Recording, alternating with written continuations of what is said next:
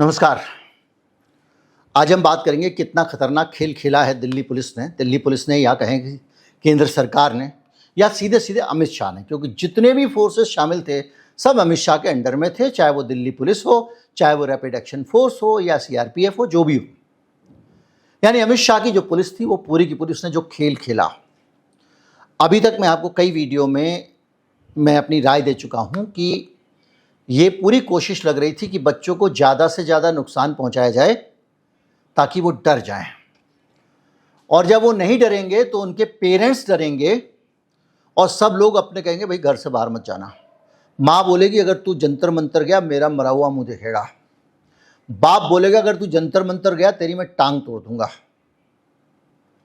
ये होगा। तो इसलिए ये जितनी नेतागिरी छूट रही है इनकी छुड़ा दो आज। इतना मारो, इतना मारो, इतना मारो। हमारे पास ताकत है, देश की शक्ति है भाई। ये 150 करोड़ लोगों ने जो शक्ति दी है, जो अनंत हथियार हैं, इस सब का मुकाबला कोई कर सकता है क्या? इनके लेकिन इस्तेमाल के नियम हैं। इन नियमों को भरपूर तोड़ा गया, क्योंकि तुम्हारा कोई कुछ क्या बिगाड़ लेगा। अब आप कहोगे कि भैया मेरी नौकरी चली जाएगी, मैं तो अगर नियम का भंग करूंगा तो मुझे तो जो काम करना है कानून के दायरे में रह के करना, ऊपर का ऑर्डर कुछ भी हो। जाहिर सी बात है। ऐसे है कि आप ये समझ लो कि मैं आपका बॉस हूं और मैं आपको कहूं जाओ किसी का मर्डर कर दो, तो आप नहीं करोगे ना। आप ये कहोगे भाई मैं ये थोड़ी कहूंगा बॉस ने कहा था इसलिए मार दिया। या सिक्योरिटी गार्ड को मैं कहूं कि आज तुम्हें जो भी दिखाई दे उसकी टांग तोड़नी है, तो कहेगा नहीं मैं नहीं कर सकता सर, पुलिस पकड़ के ले जाएगी। तो कोई भी ऊपर का आदेश वो ही मानेगा जो इस देश के कानून के हिसाब से उसे इजाजत। तो ये पुलिस फोर्स वाले जो हैं ये कानून तोड़ रहे हैं ऊपर के आदेश से। पकड़े गए, अदालत में देखे गए तो नौकरी जाएगी। तो क्या करो? पहचान छिपा लो। कैसे छिपाओ? हेलमेट पहनाओ। कैसे छिपाओ? नेम प्लेट हटा दो। कैसे छिपाओ? आप सादी वर्दी में आ जाओ। इस तरह की बहुत सारी हरकतें हमने यहां पर देखी। लेकिन आज जो सबसे बड़ा मसला आया है वो आया है राहुल गांधी का मसला। राहुल गांधी ने एक ऐसे लड़के को प्रेस कॉन्फ्रेंस में मीडिया के सामने पेश किया जिसको पैलेट गन से हमला हुआ और उसको घायल हुआ है और उसको पैलेट गन के निशान है। पीसफुल प्रोटेस्ट कर रहे थे। सरकार ने कहा है कि कोई पैलेट गन यूज नहीं हुई है।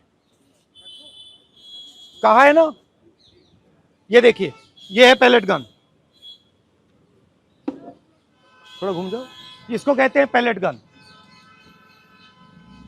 इसको कहते हैं पैलेट गन।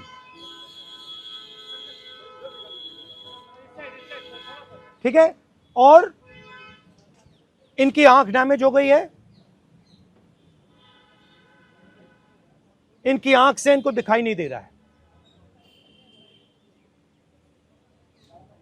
तो ये हमारे फ्यूचर हैं हिंदुस्तान के। ऐसे हजारों युवाओं पर पैलेट गन चलाई गई है, लाठी चलाई गई है, मारा गया है, पीटा गया है।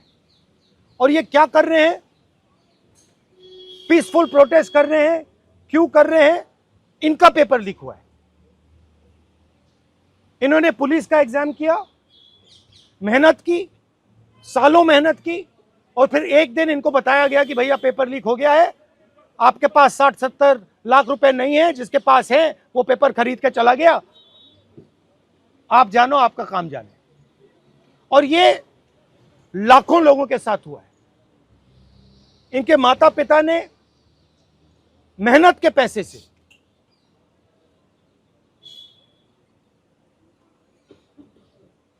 इनको अपॉर्चुनिटी दी। तो राहुल गांधी ने जिस लड़के को हमारे आपके सामने रखा, उस लड़के का नाम मैं बता देता हूँ आपको क्या है। उस लड़के का नाम है साहिल लोचव। और साहिल लोचव वहाँ पे 20 जुलाई को प्रदर्शन में हिस्सा लेने के लिए गया हुआ था। पॉलिटिकल साइंस का विद्यार्थी है और वो चाहता था कि वो भी पुलिस में भर्ती हो और शिक्षा सुधार और हाल में जो आत्महत्याएं हुई से वो विचलित था, इसलिए वो चला गया वहाँ पे। उसको पैलेट गन मारी गई है। तो पैलेट गन मारी गई है तो आपको लगेगा हाँ भाई तो पुलिस ने मारी पैलेट गन। यहाँ पे बहुत सारी बारीक चीज़ें हैं जिस वीडियो में आप समझेंगे कि पैलेट गन का मतलब क्या होता है और पैलेट गन मारना खतरनाक क्यों है, पैलेट गन को पूरी दुनिया में गलत क्यों माना जाता है, और उस लड़के को जब ये पैलेट गन लगी है उसकी एक आंख की रोशनी चली गई है। 99% चांसेस हैं कि वो वापस नहीं आएगी, उसकी आंख फूट गई ऐसे समझ लीजिए आप। पूरा चेहरा और यहाँ का हिस्सा उसका प्रभावित हुआ है। राहुल गांधी का कहना यह है उस लड़के की उपस्थिति में कि वो हाथ में तिरंगा लेकर खड़ा हुआ था, पैलेट गन चलाई गई है, इसलिए सबसे ज़्यादा इस हिस्से पे उसके छर्रे लगे हैं। अब इस जगह पे रुक के हम थोड़ा सा पैलेट गन समझते हैं, उसके बाद इसमें आगे बढ़ेंगे। पैलेट गन क्या होता है? आप दिवाली पे कई बच्चे शरारत करते हैं, कभी ना कभी आपने अपने जीवन में शरारत देखी जरूर होगी, हो सकता है कुछ लोगों ने की भी हो। क्या करते हैं, एक गड्ढे के अंदर बम रख देते हैं, सुतलीमम मुतलीमम टाइप का, और बहुत सारे कंकड़ से उसको ढक देते हैं। जब कंकड़ से ढकते हैं और बम से आग लगाते हैं तो वो कंकड़ तेजी से उछलते हैं। अब उसी कंकड़ के आसपास एक नली लगा दो तो वो पत्थर उछलेंगे तो, लेकिन एक दिशा में उछलेंगे।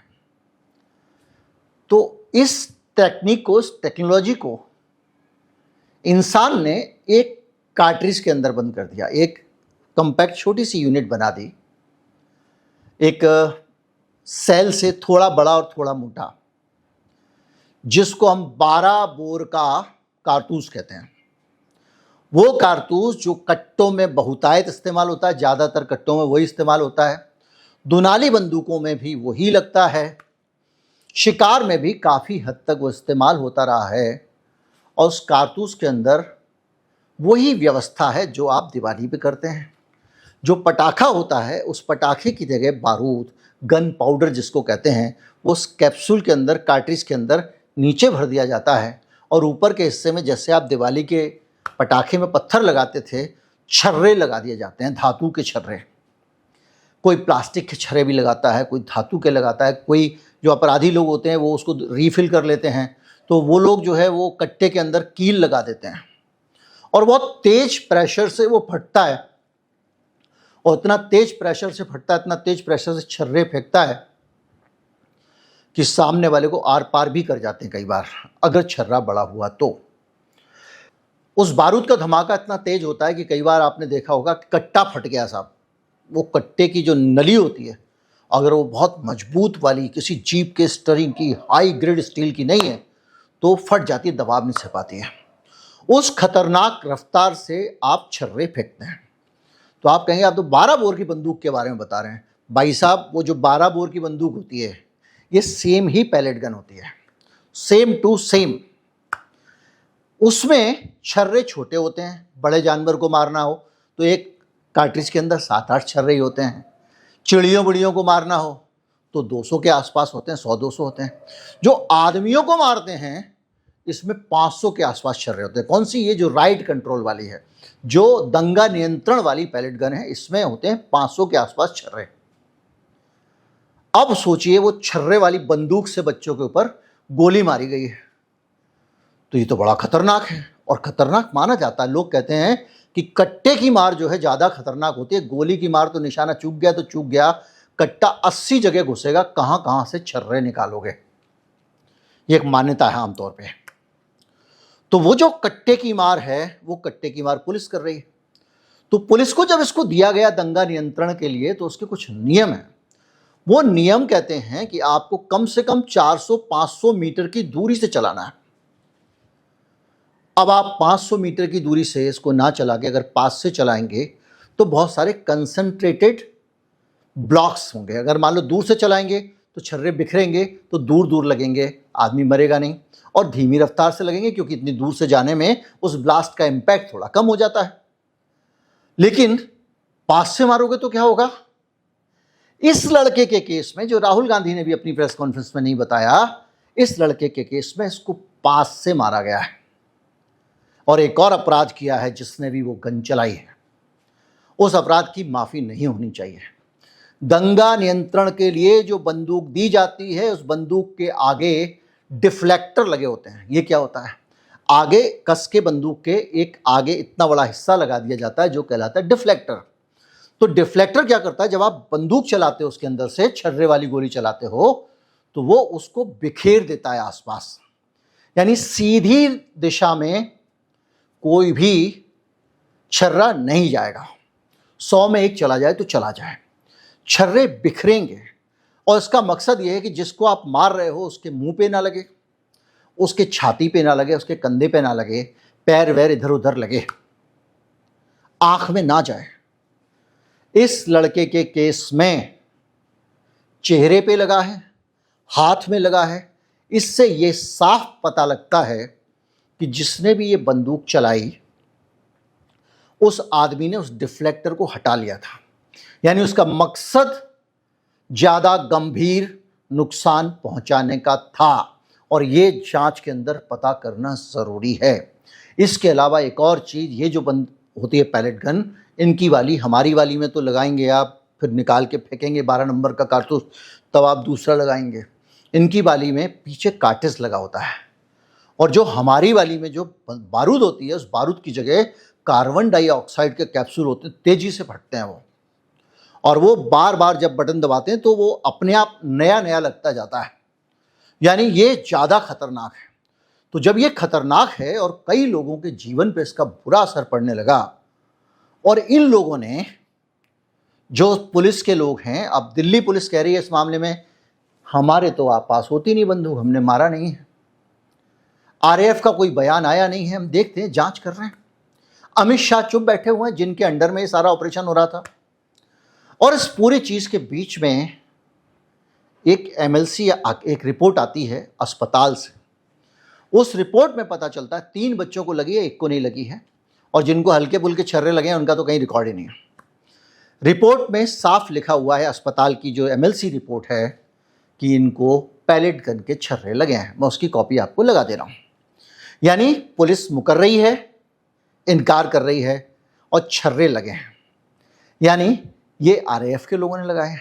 आरएएफ की महिला अफसर का आपने इंटरव्यू सुना होगा जो लल्लन टॉप में लिया था, बहुत वायरल हुआ। लल्लन टॉप ने उससे पूछा कि आपके लोगों ने ये नेम प्लेट क्यों हटे हुए थे। बोले जी कई बार होता है ना, गर्मी ज़्यादा होती है, कई बार तो हटा देते हैं। फिर दोबारा पूछा गया गर्मी, तो बोले नहीं, वो दंगा जब ज़्यादा होता है, कुछ होता है तो गिर ना जाए भीड़ भाड़ में, इसलिए जेब में रख लेते हैं। इसका मतलब आरएएफ के लोग इंटेंशनली, जिनका दंगा नियंत्रण का काम है, वो लोग इंटेंशनली ये हरकत कर रहे थे। अब अगर उसको छोड़ दें, इस देश में आरएएफ के पास पैलेट गन है क्यों? क्योंकि इसे तो होना ही नहीं चाहिए। क्यों नहीं होना चाहिए? कानून कहता है इसका इस्तेमाल तो वो कर सकते हैं, इसको रख सकते हैं, लेकिन इसका इस्तेमाल ऐसी भीड़ पे तो करना ही नहीं है, वो विशिष्ट परिस्थितियों में है। हालांकि इस भीड़ पे जो लाठियां भी चली हैं उनकी भी परिस्थिति नहीं थी। जो प्रोटोकॉल होता है, जो पुराने आईपीएस अधिकारियों का कहना है, उनका कहना यह है कि एक वार्निंग दी जाती है। वार्निंग साफ होनी चाहिए, लाउड होनी चाहिए, अलग अलग भाषा में होनी चाहिए, लोगों को समझ में आ जाए। और भीड़ को तितर वितर करने के लिए है, हिंसक भीड़ को नियंत्रित करने के लिए है। अगर हिंसा कर रही भीड़ है तो ही आप वार्निंग दोगे, और वार्निंग देने के बाद हिंसा कर रही भीड़ को भी तब आप लाठियां मारोगे। अब कोई आदमी उस भीड़ से एक तरफ खड़ा हुआ है, इन्होंने तो अकेले पकड़ पकड़ के कूटा है। मैं कल अपने वीडियो में आपको काफ़ी डिटेल दे चुका हूं।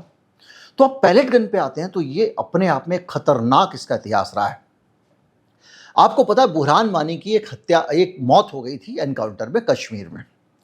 उसके बाद बड़े स्तर पे कश्मीर के नौजवान बाहर निकल आए, क्योंकि बुरहान वानी की जो हत्या की बात थी, इनका कहना यह था कि वो आदमी बेकसूर था, पुलिस की फर्जी मुठभेड़ में मारा गया। ये कश्मीर के उन लोगों का मानना था। मोदी सरकार थी, इसने एकदम क्रैकडाउन किया तगड़ा वाला, और तगड़े वाले क्रैकडाउन करने के प्रोसेस में बहुत सारी तस्वीरें आई जिनमें पैलेट गन से कई लोगों के चेहरे प्रभावित हुए। और आपकी जानकारी के लिए बता दूं कि पैलेट गन जानलेवा भी है, लोगों की जान भी ले सकती है अगर प्रॉपर डिस्टेंस से ना चलाया जाए, जैसा इस केस में दिखाई दे रहा है। अब मैं आपको ह्यूमन राइट वॉच की ये अंतर्राष्ट्रीय संस्था है, एक रिपोर्ट दे रहा हूँ।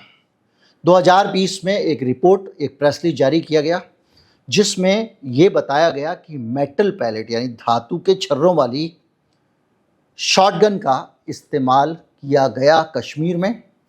29 अगस्त 2020 को मुहर्रम के जुलूस के दौरान प्रदर्शनकारियों और सुरक्षा बलों के बीच में मुठभेड़ हुई थी।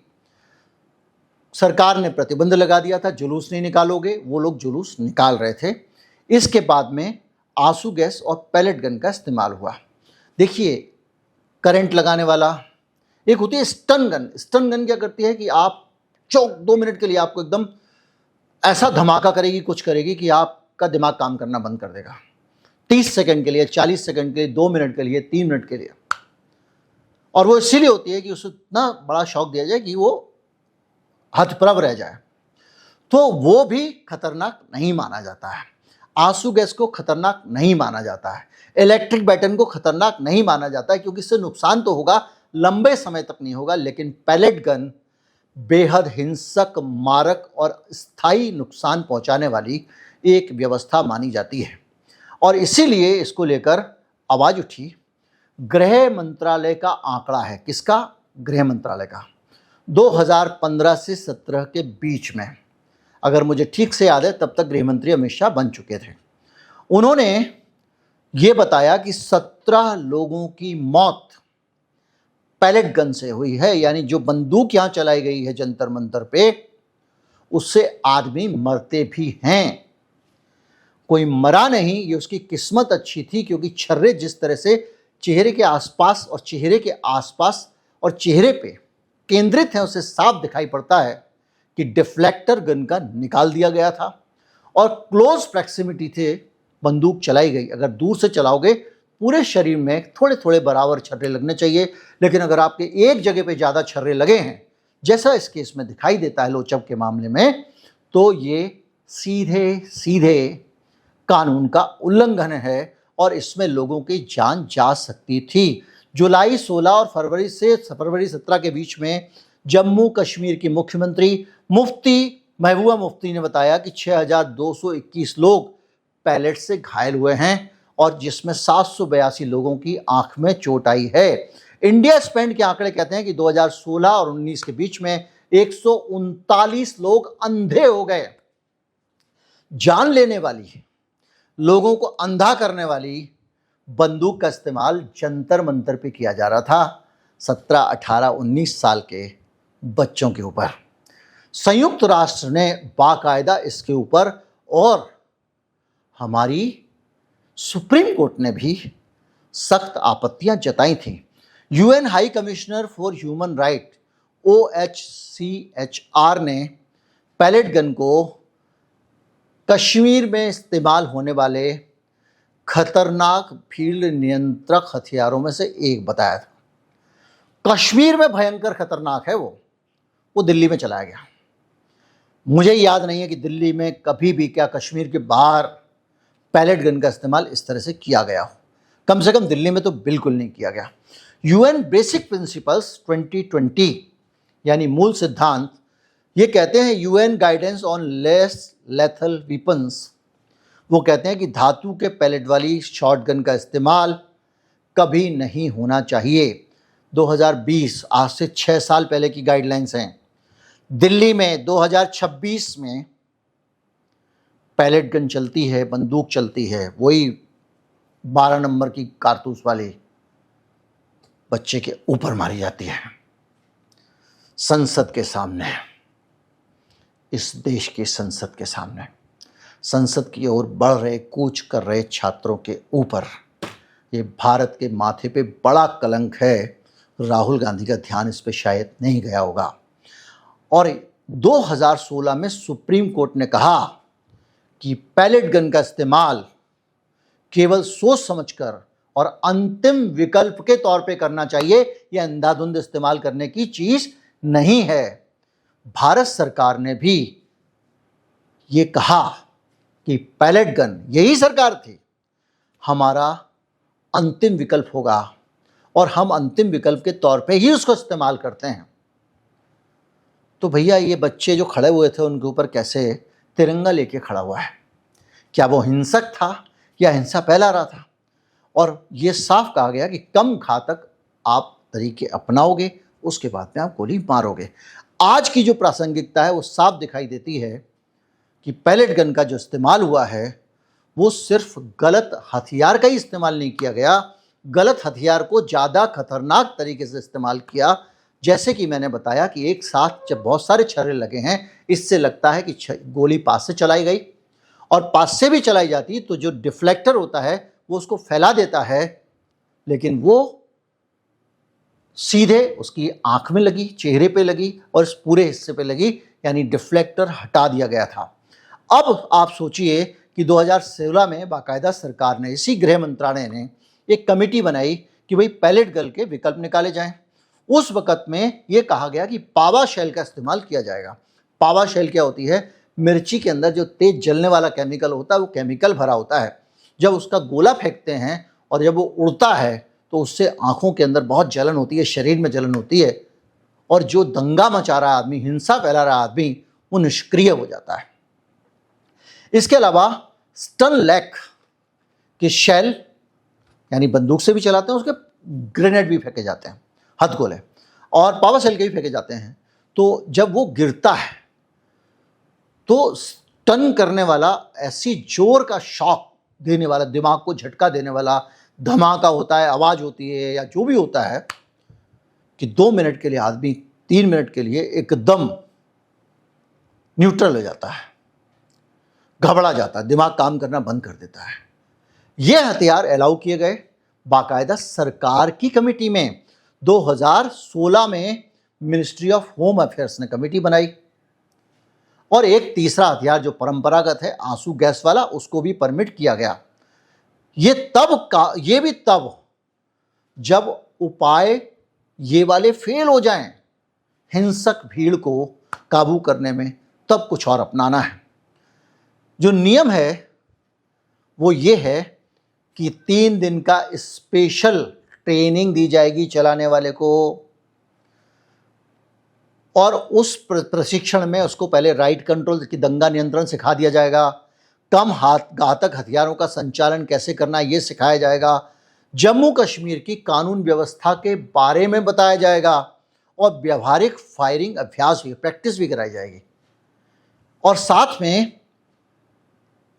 MHA ने, यानी गृह मंत्रालय, या तो सरकार कहती कुछ है रिकॉर्ड में और करती कुछ है, ये अपराधियों वाला दृष्टिकोण होता है कि कागज स्ट्रेट रखेंगे और बाकी कानून को रोज तोड़ेंगे।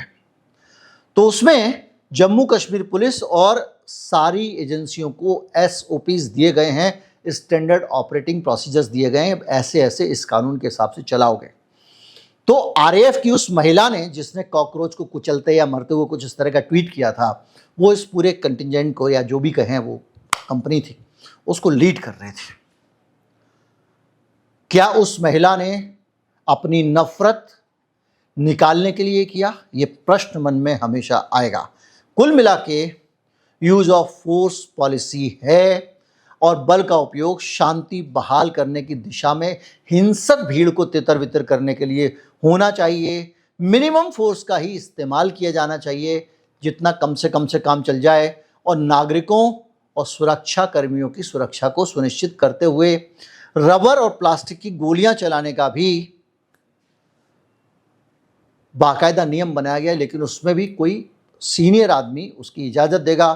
केंद्र सरकार ने 2018 में संसद को बताया कि 2016-17 के दौरान जम्मू कश्मीर में, मैंने अभी बताया आपको, 17 लोगों की मौत पैलेट गन से हुई। सरकार ने कहा, संयुक्त राष्ट्र मानवाधिकार उच्चायुक्त कार्यालय ने यह कहा कि पैलेट गन से लोगों की मौत हुई है, आंखों में गंभीर चोटें आई हैं, परमानेंट अंधापन हुआ है, और ये सारी चीज़ें रिकॉर्ड की गई हैं, रिकॉर्ड पे हैं। इस तरह से देखा जाए तो ये सबसे खतरनाक चीज़ ये है कि हमारी सरकार ने ये सबसे बुरे हथियार का इस्तेमाल बच्चों के ऊपर किया, उन बच्चों के ऊपर जो सिर्फ ये मांग रहे थे कि जब वो एग्ज़ाम देने जाते हैं उसमें बस चीटिंग ना हो, मैंने अच्छा पढ़ा है तो मुझे नंबर। उसने ये भी नहीं कहा कि भाई तेरे देश में 1 लाख लोगों को बेरोजगार हैं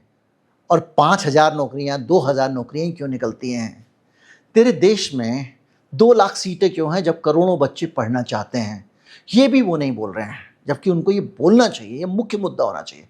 वो सिर्फ ये कह रहे हैं कि मैंने एग्ज़ाम किया, आपने मुझे फेल क्यों कर दिया? इसलिए कि दूसरा पेपर खरीद सकता था।